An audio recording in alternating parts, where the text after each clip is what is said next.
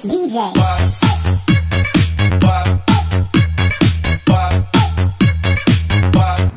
Hi guys, welcome back to my channel, Duck Lifestyle. Again, ayan guys, dito na naman kami sa learning track and field ni Ocean. Ayan. Yan siya. Dahil hindi pa siya nakatuka na magtakbo. Ayan, naglalaro muna siya. At least patapos na kasi ito guys. Nagsundo na ako sa kanya nito. Ayan. At kung nakikita nyo, maraming nagja-jogging dito. Ayan. Maraming nagja-jogging, nagla-learning. Ayan, di ba? Napakaluwag na North District Sports Center na ito. Napakaluwag yan, guys. Isang ikot mo lang, kuha mo na yung 15 minutes walk mo.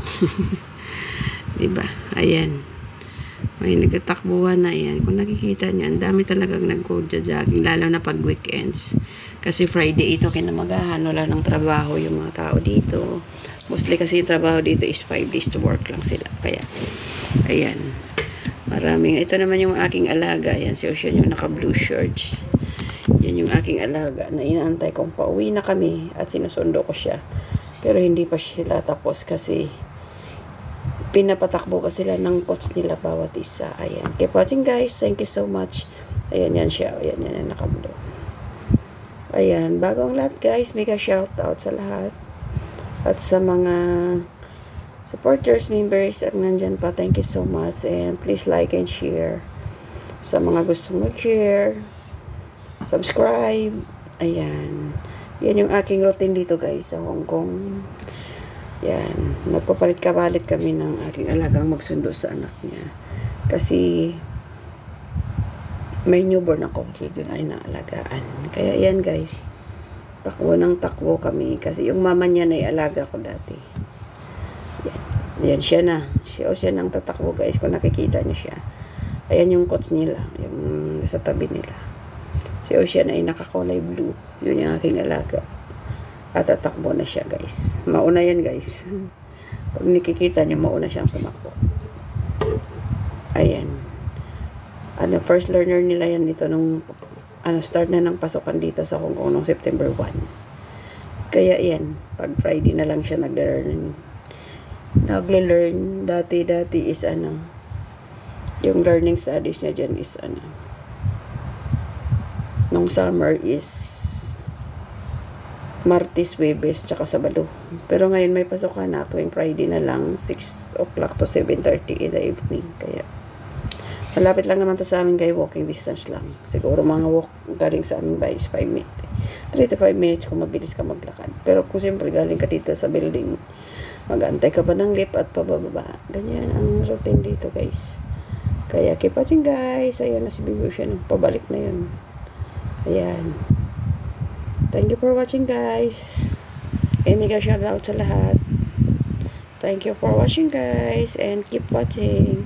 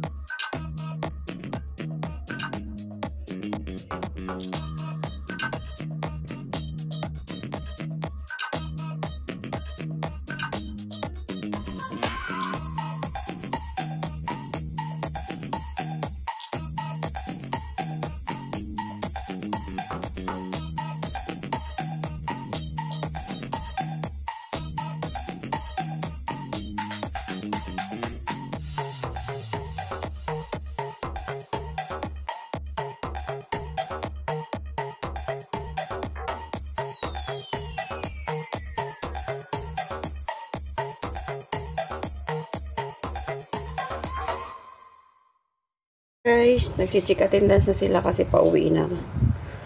Pauwi na kami. Ayun yung aking alaga, nakaupo doon, nakikinig sa teacher. At sinasabihan ko siyang ibibigay na yung card kasi mag-out na rin siya. At uwi na rin kaming dalawa. Ayan. Pero kahit ganitong gabi na guys, 7:45 PM na siya, pero marami pa rin nag-walking exercise dito, nagja-jogging, mga kids na nagle-learn sila ng track and field or running. Ayan. Over hour na nga itong alaga ko kasi actually 7:30 ang labas, pero mag-8 na, hindi pa rin sila 7:40 na, hindi pa rin sila binabitawan ng kanilang coach. Kaya ako dyan naman, video muna, at least kahit papano ay mayroon tayong mga pang-upload din. Ganito ka yung mga kids dito sa Hong Kong guys, ka-active sa lahat ng mga sports, at mga bata pa lang sila ay pinapaaral na sila ng mga parents nila para matuto sila guys. Ayan, yung alaga ko kasing maliit ay mahilig sa sports, kaya lahat ng at saka yung nanay na kasi mahilig siyang i-enroll kahit sa ang activities niya. Kaya hektik talaga yung oras, lalo na pagpasukan. Kasi galing school, dating sa bahay, may online tutor, may ihatid ka sa English tutor, tapos sa gabi dito na naman. Kaya yung mga bata dito, kahit mga maliliit pa, ay hektik na hektik yung mga schedule nila. Kaya yung mga kongyan din, pagod na pagod din sa kanila. Kasi gawa nga ng ayan na si Ocean, pauwi na. Magtatago pa yan. Maglalaro pa yan ng hide and seek. Pinabalik ko kasi hindi siya nag-say goodbye sa coach niya at sa teacher niya. Ayan, bumalik na siya. Uwi na kami, di ba?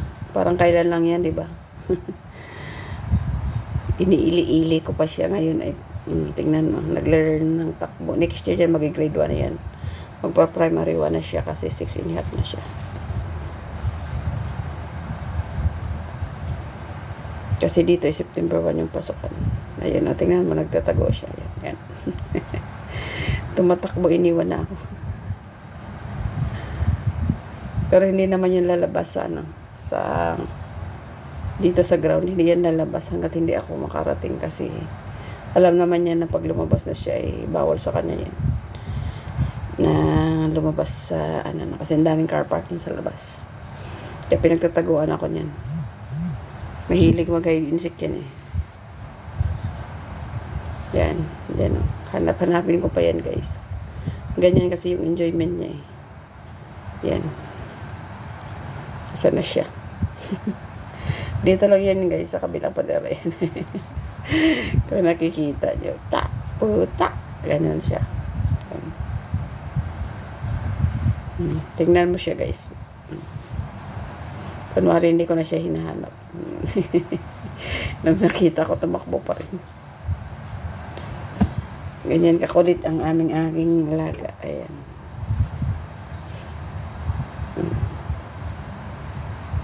Tapos lalabas na naman yan dun. Pero antayin ako niyan guys, kasi di siya pwede maglakad bago yung car park, kasi tan mo na, antay ko. Disiplinado yan eh. Kasi kung anong sabi ng nanay niya, susunod yan. Kahit kami lang. Pero minsan sa akin tumatakbo siya. Pero hindi pwedeng lalabas siya sa may mga road, kasi kailangan kong hawakan yung kamay niya. Yan, hinahawakan ko yung kamay niya. Kaya hindi siya makapagtakbo. Alam mo naman yung mga bata dito guys, makukulit din minsan. Yan, hawak-hawak ko yung kamay niya. Kasi gustong tumakbo eh. Pinabi kong si Hilo ayaw pa rin. O, tingin. Ikaw yung napapagod dito pag nagkaano ka sa kanya. Kaya dito kami dadaan yan. Pauwi na kami guys. Yan na siya. Pero hindi yan magkukross sa daan. Kasi alam niya yan eh. Kung nakikita nyo car park yan, malapit na. Pero hindi pa yan way out yan guys. Nandun pa sa dulo yung way out. Ayan naman yung mga sasakyan dyan nakaparking. Ayan, ayan. Sa management dyan. Kaya hindi naman yan naalis agad. For watching. Thank you for watching. God bless us all. Bye. Yes, DJ.